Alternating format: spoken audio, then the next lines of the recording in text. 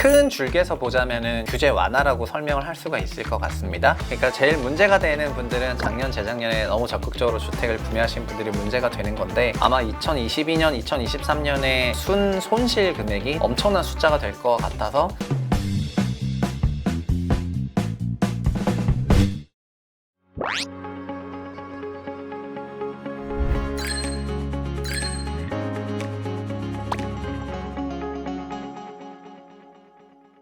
안녕하세요. 최상욱 대표님, 두 번째 시간입니다. 이번 시간에는 정책 얘기를 조금 다뤄볼까 합니다. 부동산 정책을 잘 알아야 그에 맞는 계획도 잘 세울 수 있고 기회도 잡을 수 있을 것이라고 보거든요. 이번 정부 부동산 정책의 핵심 포인트는 뭐라고 할 수 있을까요? 새 정부가 부동산 정책을 여러 번 냈는데요. 큰 줄기에서 보자면은 규제 완화라고 설명을 할 수가 있을 것 같습니다. 그리고 좀 더 특징적인 정책 중에 하나는 공공주택의 공급 확대라는 이런 정책도 같이 병행을 하면서, 그냥 일반적으로 시장에서 기대하는 거는 지금 규제 완화를 좀 할 거라고 생각했는데 대출 규제 완화부터 시작해서 규제 지역의 해제 이런 것들을 많이 발표를 했고요. 특히 11월 10일에는 서울과 광명, 과천, 성남, 하남을 제외한 나머지 지역에서 모두 다 규제 지역을 해제했기 때문에 규제 지역 해제 추세가 계속해서 이루어지고 있다는 게 조금 특징적인 부분이고, 두 번째는 금융규제 완화, 그리고 이런 일반적인 규제 완화뿐만 아니라 10월 27일에는 공공주택 50만 원 공급 정책을 또 발표를 했거든요. 막 이렇게 리츠랑 섞어가지고 하겠다는 걸 발표를 했는데, 이런 공공주택 공급 확대 역시 좀 의미 있는 그런 대책이 아니었나 생각이 됩니다. 이번 정책 변화에서 신선했던 게 8.16 주택공급 대책에서 나왔던 내 집 마련 리츠였습니다. 임대와 분양을 혼합한 민간 분양 신모델이라고 볼 수 있는데요. 무주택자에게 내 집 마련 시기를 앞당길 수 있는 정책이 될 수 있는 걸까요? 지금 정부에서 공공분양 50만 호 주택 공급을 밝혔고, 공공분양주택뿐만 아니라 종전부터 하던 공공임대주택이 있는데, 사실 공공이라고 하면 공공이 100% 할 거라고 생각하시는 경우가 많은데, 공공이랑 민간이랑 공공지원 민간임대주택이라는 형태로 굉장히 많은 사업들이 이루어져 있었고, 아마도 시간이 좀 되시는 분은 인천에 있는 부평 더샵이라는 그런 단지를 한번 가보시면 좋을 것 같은데, 거기는 5,000세대가 넘는 대단지인데 이 중에 3,800세대가 리츠를 통해서 그 공급을 했거든요. 그리고 어저께 제가 갔다 왔는데 준공을 했어요. 준공을 해서 정말 위용이 어마어마한데, 저희가 생각할 때 공공주택은 민간주택 대비 주거 품질이 좀 떨어지지 않냐 이런 생각들을 많이 하시는데, 실제로 가보시면은 정말 엄청난 그런 신축 아파트 대단지가 건설됐다는 걸 확인하실 수가 있을 것 같고, 이 리츠는 심지어 상장도 되어 있습니다. 그래서 아마도 새 정부에서는 이런 형태로 리츠를 혼용을 해가지고 분양과 임대를 섞어서 주택을 공급하는데, 이거를 한 동짜리가 아니라 소위 대규모 아파트 단지로 얼마든지 건설할 수 있다 이렇게 생각을 하는 것 같고, 이런 형태의 주택 공급을 조금 늘릴 것 같고요. 그리고 정부 정책들이 좀 많다 보니까 이거를 뭐 어디서 찾냐, 저희가 사실 공감코리아라는 정부 정책 사이트를 가서 찾을 수도 있는데, 저는 정부 정책이 너무 많다 보니까 저 나름대로 구글 드라이브에다가 매일매일 발표할 때마다 폴더를 이렇게 넣어가지고 발표를 하는데, 얼마 전에 KB 데이터 허브에서도 이제 특징적인 건 뭐냐면은 이 정책들도 좀 정리를 해놨더라고요. 그래서 2017년부터 있었던 정책들을 꾸준히 발표를 했기 때문에 8.16 대책이든 11.10 대책이든 이런 거를 좀 보실 수가 있을 것 같은데, 다만 금융 관련 정책이나 이런 부분에서는 좀 빠진 게 있어서 확실히 꼼꼼하면 제가 좀 더 앞서는 게 아닌가 뭐 이런 생각을 해보고, 이렇게 되면 규제 지역이 서울 전역하고 경기 네 군데만 남아있게 되는데요. 이런 규제 완화가 어떤 효과를 가져오게 될까요? 규제를 완화했을 때는 저희가 청약 관련해서부터 시작해서, 규제 지역에서는 청약도 세대주 청약만 가능한데 규제가 풀리게 되면은 세대원 청약도 되거든요. 그래서 2020년, 21년에 무리하게 있었던 그런 가구 분파라든가 이런 것들이 조금 없어질 수가 있고요. 그리고 분양가 관련해서도 다양한 규제로부터 풀리기 때문에 분양가격이 또 올라갈 수가 있는데, 이거는 이제 규제 완화의 조금 역설이라고 생각해서 분양가가 올라가면 미분양이 날 가능성이 높다 보니까, 이런 정부의 규제 완화가 반대로 미분양 주택이 쭉 늘어나는데 그렇게 영향을 줄 거라고 생각을 하는 부분이 있습니다. 또 반대로 규제를 풀면은 대출 관련해서도 규제가 풀리는 거고, 세금 관련해서도 규제가 풀리는 거기 때문에 기존 주택에 있어서는 다양한 실제 수요가 올라올 만한 그런 환경이 또 놓이기도 하는 거거든요. 근데 전체적으로는 규제 완화가 수요를 촉진하기 위해서 또 수요 촉진의 방향으로 발표가 된다고 생각을 하시면 될 것 같고, 다만 실제로는 지난 정부에서도 그랬는데 규제를 굉장히 강화했는데도 불구하고 주택 가격이 올해 상승을 한 것처럼, 지금은 규제를 풀어서 수요를 살리고 싶어 하는데 규제를 풀므로 인해서 반대로 분양가가 높아지면서 미분양이 높아지고 투심이 조금 줄어들고 막 이런 역설이 또 존재할 수가 있기 때문에 의도대로 되는지는 좀 더 지켜봐야 할 부분이라고 할 수 있을 것 같아요.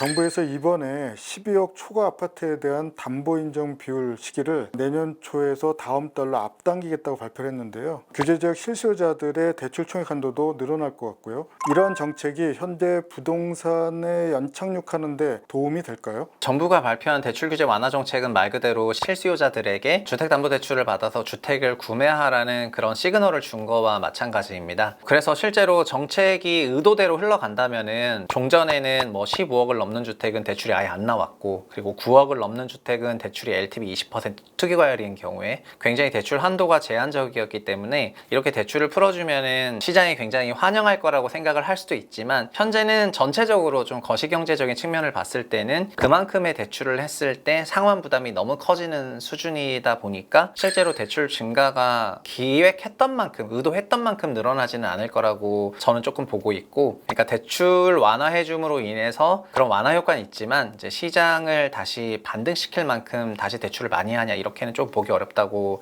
판단하고 있고요. 그리고 저희가 연도별로 저는 대출 지표가 굉장히 중요해서 꼭 매월 체크해서 보시라고 말씀을 드리고 있는데, 감독원에서 발표하는 가계신용 월간 추이는 작년 같은 경우에는 월에 평균 10조 원씩 늘었고요. 올해 같은 경우에는 월에 평균 0조 원 늘고 있거든요. 그래서 사실 올해는 대출을 아예 안 받고 있습니다. 그런데 저는 이렇게 예상을 하고 있는데, 어쨌든 대출 규제를 풀어줬기 때문에 12월부터는 가계가 대출을 좀 받을 수도 있겠죠. 그래서 그런 대출 추세를 12월부터 다 함께 지켜보는 게 중요할 것 같고, 그게 월 평균 6조 원을 넘어간다면은 좀 시장을 적극적으로 보기 시작하고, 그 다음에 어느 정도 다시 시장이 반등할 만한 그런 근거라고 볼 수가 있을 것 같은데, 월 평균 대출액이 6조 원을 하회한다면 여전히 다수의 시장 참여자들은 2023년 시장에 대해서 좀 보수적으로 보는 거기 때문에 그 금액을 넘는지 안 넘는지도 같이 보시면 될 것 같고요. 그래서 월간으로 발표되는 감독원 통계 데이터를 함께 보시면 좋을 것 같습니다.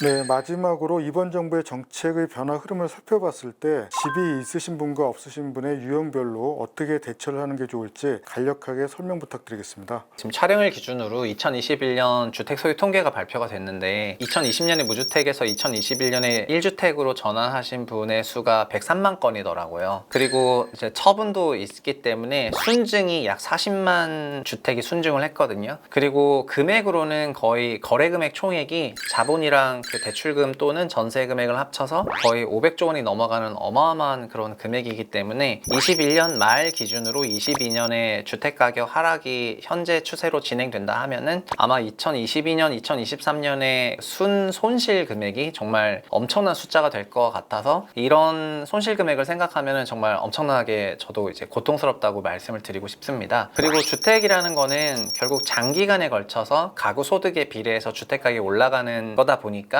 집을 사놓고 소위 10년 지나고 보면은 저희가 한국 경제 성장에 그냥 자연스럽게 올라탈 수 있게 하면서 일반 가게들의 돈이 됐던 그런 자산인데, 지난 몇 년간은 구매력이라든가 아니면은 자기의 그 현금 유동성을 충분하게 생각하지 못하고 너무 적극적으로 구매했던 게 지난 2년 동안 조금 나타났던 것 같고요. 그래서 현재 기준으로 무주택이신 분 같은 경우에는 상대적으로 여유가 있는 편이라고 생각을 하고, 특히 무주택 2030은 청약에서도 완전히 도태가 됐지만 이젠 청약도 열렸고 기존 주택을 대출받아서 살 수 있는 그런 길도 열렸는데, 가격도 조정세이기 때문에 장기간 거주해야 되는 어떤 지역의 자기소득의 10배 범위에서 주택 구입을 고려하시는 거가 괜찮을 것 같고요. 그리고 주택을 그냥 오래 갖고 계신 분들은 현재 포지션 유지하셔도 될 것 같고요. 그러니까 제일 문제가 되는 분들은 작년, 재작년에 너무 적극적으로 주택을 구매하신 분들이 문제가 되는 건데, 이런 역전세를 자기가 구매력으로 커버할 수 있다면은 그거를 뭐 커버해서라도 오래 갖고 갈지, 아니면은 현 시점에서 그걸 처분해야 될지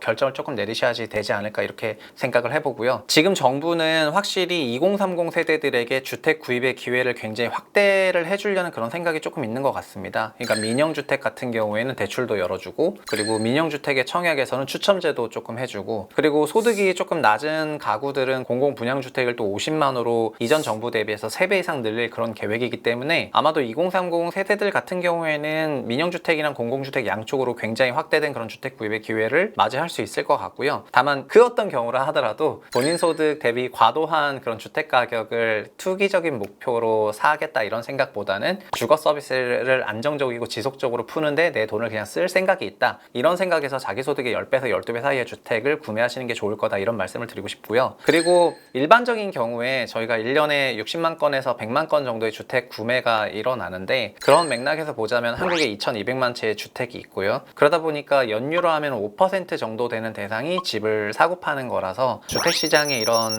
부침이 있는데, 다만 20년, 21년에 굉장히 고가로 올라간 그런 주택 가격을 굉장히 과도한 레버리지를 써가지고 구매를 했던 경우는 그런 상당한 자산의 그런 손실이 있을 수가 있는데, 그런 부분에서 어느 정도 자기가 뭐 극복을 하기 위한 여러 가지 다양한 수단들을 조금 강구해야지 될 것 같고요. 그리고 반대로 지금 자산 가격이 좀 조정이 일어나다 보니까 또 내년에도 좀 더 보수적으로 보는 그런 전문가들이 지금 조금 늘어나는 것 같고, 저도 내년 말까지는 역전세가 일어날 거라고 생각을 하는데, 그러니까 생각 관점을 바꿔보라는 말씀을 드리고 싶은데, 저희는 매매 가격만 너무 신경을 쓰는데 사실은 전세 가격이 그 주거 서비스 비용을 가장 잘 드러내거든요. 그래서 전세 가격이 어느 정도 유지가 되는 지역에서는 펀더멘탈한 주거 서비스, 주거 욕구가 있다는 걸 전제하기 때문에, 그런 것들이 유지가 되고 있는지, 그런 게 내려오고 있는지, 그런 게 올라가고 있는지, 그런 거에 따라서 자기가 관심 갖고 하는 지역을 어떻게 바라봐야 될지 전세의 추이가 좀 답을 내고 있다고 생각하고요. 전체적으로는 내년까지 조금 보수적으로 바라보도 괜찮다고 생각을 하고 있어서 적극적으로 막 나서가지고 지금 주택을 구입할 시기는 아니라고 생각을 하고요. 내년 하반기가 조금 이런 위기의 좀 클라이막스가 아닐까 이렇게 생각을 하고 있거든요. 그래서 그 내년 하반기 정도를 본인이 생각하셨던 그런 주택 구입의 좋은 시기로 생각하시면 어떨까, 이런 판단입니다.